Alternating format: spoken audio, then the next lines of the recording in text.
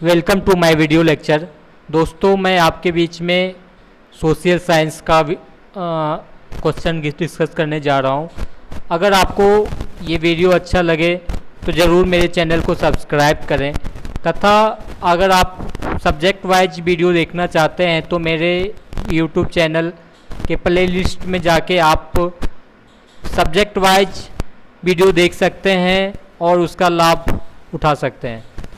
तो सबसे पहला क्वेश्चन है, विश्व का प्रमुख मत्स्य क्षेत्र ग्रांड बैंक कहाँ स्थित है?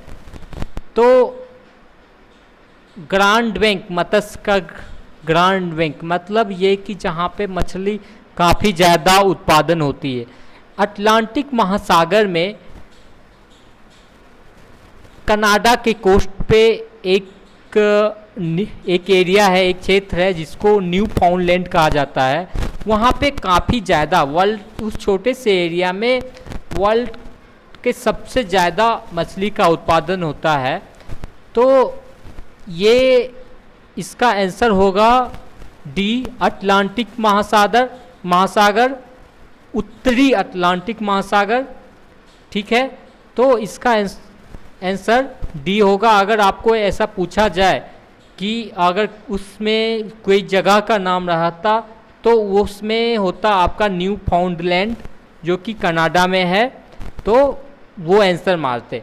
लेकिन इसमें सिर्फ महासागर है। अगर महासागर में भी, अटलांटिक महासागर में भी अगर उत्तरी रहता और दूसरी तरफ दक्षिणी रहता तो इसमें आंसर होता उत्तरी अटलांटिक महासागर। अगला क्वेश्चन है, स्वच्छ जल की मछली का सबसे बड़ा उत्पादक देश है। स्वच्छ जल की मछली जो है सबसे ज़्यादा उत्पादन चीन में होता है, उसके बाद भारत में होता है।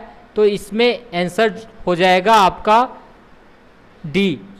अगला क्वेश्चन है, विश्व में सोने का उत्पादन किस देशों में किया जाता है? सबसे ज़्यादा सोने का उत्पादन किस देशों में किया जाता है?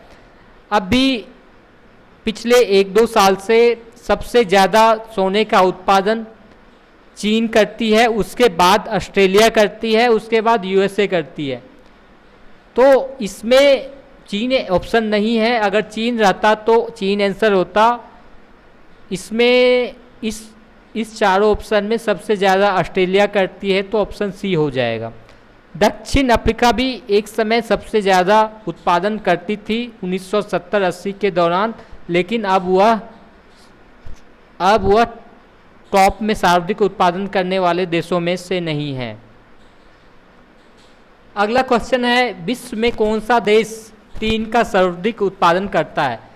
टीन का सबसे ज़्यादा उत्पादन अभी के टाइम में सबसे ज़्यादा टीन जो है चाइना करती है, उसके बाद इंडोनेशिया करती है, उसके बाद पेरू करती है।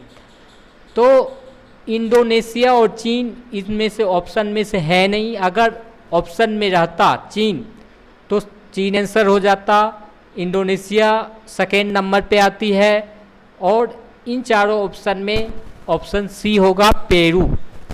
अगला क्वेश्चन है, वर्तमान में संपत्ति का अधिकार है एक प्रकार का मूल अधिकार, मौलिक अधिकार नहीं है संपत्ति का अधिकार। विधिक अधिकार, हाँ विधिक अधिकार है। इसमें संपत्ति का अधिकार जो है विधिक अधिकार है, मतलब सरकार आपकी संपत्ति खरीद सकती है, आपकी संपत्ति ले सकती है। तो ऑप्शन सी होगा। अगला क्वेश्चन है, किस अनुच्छेद के द्वारा 6 से 14 वर्षों के बच्चों के लिए शिक्षा का अधिकार मूल अधिकार माना गया है? तो 2003 में भारत सरकार ने 86वां संविधान का संशोधन किया था। उसमें 21 अनुच्छेद 21A को जोड़ा गया था। इस अनुच्छेद के तहत 6 से 14 वर्षों को बच्चों के लिए मुफ्त शिक्षा, जो कि उसे मौलिक अधिकार कहा गया था। तो ऑप्शन डी अनुच्छेद 21A, जिसके तहत शिक्षा का अधिकार मौलिक अधिकार माना गया है 6 से 14 वर्ष के बच्चों के लिए। अगला क्वेश्चन है, व्यक्तिगत स्वतंत्रता के लिए निम्नलिखित में से कौन सी रिट याचिका दायर की जाती है। हैबियस कॉर्पस रिट जो है व्यक्तिगत स्वतंत्रता के लिए यूज किया जाता है। तो ऑप्शन बी हैबियस कॉर्पस व्यक्तिगत स्वतंत्रता, हैबियस कॉर्पस व्यक्तिगत स्वतंत्रता के लिए यूज किया जाता है। अगला क्वेश्चन है मत देने का अधिकार होता है राजनीतिक अधिकार, नागरिक अधिकार, आर्थिक अधिकार, कानूनी अधिकार। मत देने का अधिकार जो है एक प्रकार का कानूनी अधिकार है। कहीं कहीं आप देखोगे किसी किसी बुक में राजनीतिक अधिकार दिया गया है, लेकिन यह ऑप्शन गलत है। इसमें इसका आंसर डी होगा, कानूनी अधिकार। यह बहुत सारे ऑफिशियल जो कि ऑप्शन एग्ज़ाम होते हैं उसमें भी यह इसका आंसर डी दिया गया है, कानूनी अधिकार। तो इसका सही आंसर होगा डी, कानूनी अधिकार। अगला क्वेश्चन है भारतीय संविधान के किस अनुच्छेद में राज्य के नीति निर्देशक तत्वों का उल्लेख है? नीति निर्देशक तत्वों का उल्लेख अनुच्छेद 36 से 51 के बीच के अनुच्छेद जो हैं इसके अंतर्गत उल्लेख है। नीति निर्देशक तत्व जो है इसके अंतर्गत जो भी उल्लेख किया गया है इसके बेसिस पे हमारा सरकार इसी के मतलब इसमें जो उल्लेख है मतलब सरकार किस प्रिंसिपल पे काम करना चाहिए, सरकार को क्या करना चाहिए, ये सारी चीज़ें अनुच्छेद 36 से 51 के बीच में है और इसे नीति निर्देशक तत्व कहा गया है। तो ऑप्शन होगा सी, अनुच्छेद 36 से 51। अगला क्वेश्चन है संविधान में कल्याणकारी राज्यों की अवधारणा किसमें निहित है? अभी मैंने बताया था कि नीति निर्देशक तत्वों के अंतर्गत ये बताया गया है संविधान में कि सरकार को किस प्रिंसिपल पर, किस बेसिस पे, किस अवधारणा पे काम करना चाहिए। तो कल्याणकारी राज्य की भी अवधारणा किसमें होगी? नीति निर्देशक तत्वों में निहित है। अगला क्वेश्चन है नीति निर्देशक सिद्धांत हैं वादयोग नहीं, ये नीति निर्देशक सिद्धांत जो है एक प्रकार से वादयोग नहीं है, मीन्स इसमें इसका आंसर बी होगा, वादयोग नहीं होगा।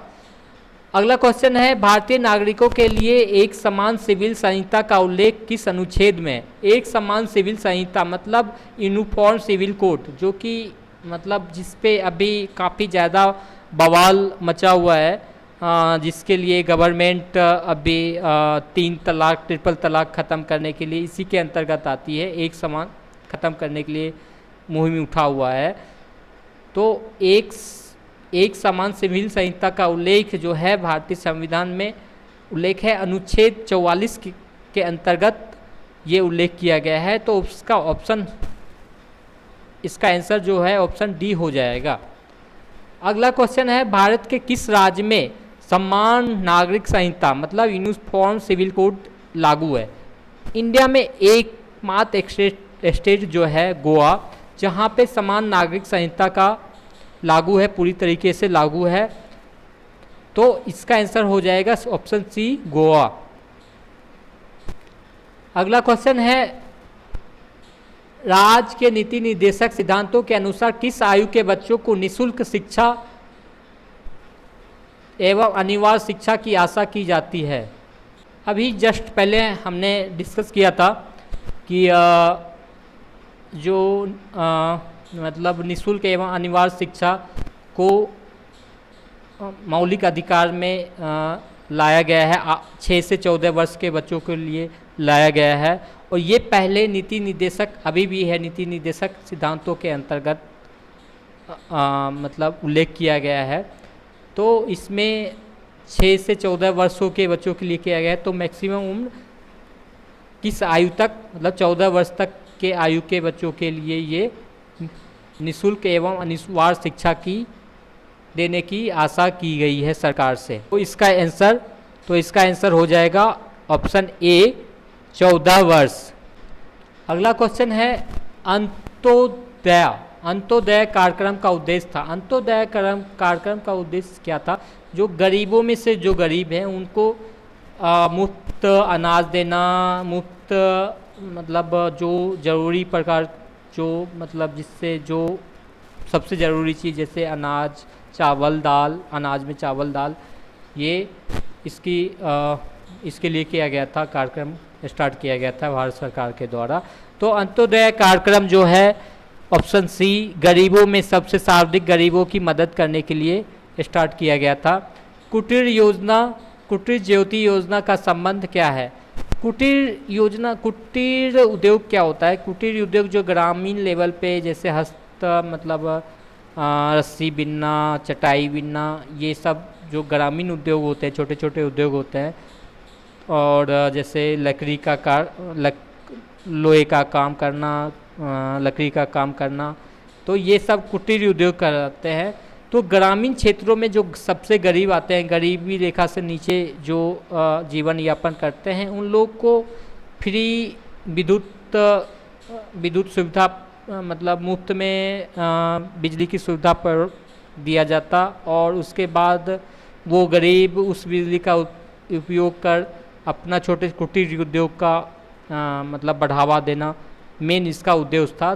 तो इस कुटीर ज्योति योजना का आंसर हो जाएगा ग्रामीण क्षेत्रों में गरीबी रेखा से नीचे जीवन यापन करने वाले परिवार को विद्युत सुविधा उपलब्ध कराने से रिलेटेड था। अगला क्वेश्चन है, वर्ल्ड बैंक रिपोर्ट कौन प्रकाशित करता है? वर्ल्ड बैंक रिपोर्ट जो है वर्ल्ड बैंक के द्वारा प्रकाशित किया जाता है, मतलब विश्व बैंक के द्वारा प्रकाशित किया जाता है।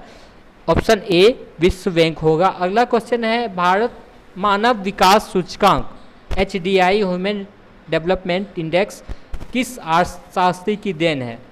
महबूब अल हक जो पाकिस्तान के अर्थशास्त्री थे, इन्होंने अमर्त्य सेन के साथ काफ़ी दिनों काम किया था। इन्होंने ही मानव विकास सूचकांक का खोज किया था। तो इसका आंसर हो जाएगा महबूब अल हक। अगला क्वेश्चन है, मानव विकास सूचकांक में शामिल होते हैं जीवन प्रत्याशा। जीवन प्रत्याशा का मतलब होता है कि जीवन जीने की शैली का मतलब जीवन मतलब अच्छी क्वालिटी का जीना, मतलब जीवन जीने में सुधार लाना, मतलब रहने सही तरीके से रहना, सही तरीके से खाना, मतलब स्टैंडर्ड, उसके स्टैंडर्ड बढ़ना जीवन की प्रत्याशा कहलाता है। तो मानव विकास के लिए जीवन का स्टैंडर्ड भी जरूरी है। साक्षरता तो एक प्रकार से मानव का विकास का प्रमुख केंद्र है, मतलब सबसे पहला चीज़ साक्षरता ही होता है कि अगर मानव को साक्षर बनाया जाता है तो मानव खुद विकास कर लेता है। अगला है, प्रति व्यक्ति राष्ट्रीय आय। अगर किसी आदमी की अगर इनकम बढ़ेगी, मतलब आय बढ़ेगी, तो वह उसका जो जीवन प्रत्याशा अपने आप बढ़ेगा। तो ये तीनों हम देखते हैं कि जीवन प्रत्याशा, साक्षरता और प्रति व्यक्ति राष्ट्रीय आय तीनों मानव विकास से रिलेटेड है। तो इसका आंसर हो जाएगा उपरोक्त सभी डी।